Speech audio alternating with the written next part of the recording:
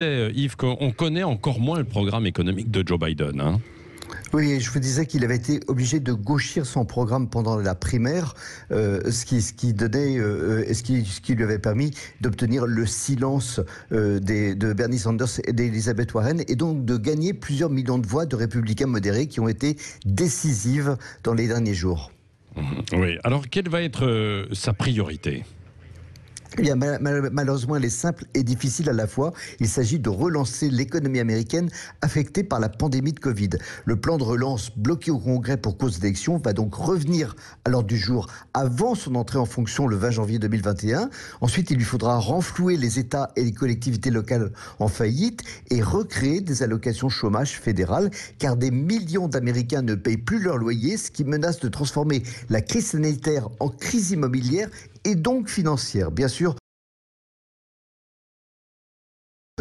mais ce renflouement est jugé nécessaire par la Réserve fédérale américaine. Oui, mais quant à son programme initial, Yves.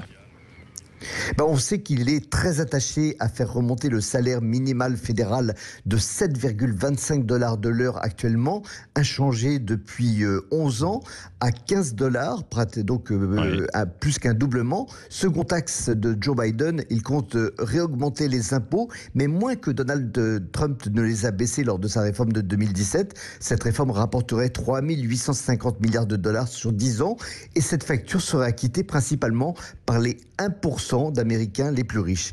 Mais la mesure la plus décisive serait l'extension de la taxe destinée à financer la Social Security pour les revenus au-delà de 400 000 $ et sans limitation de plafond.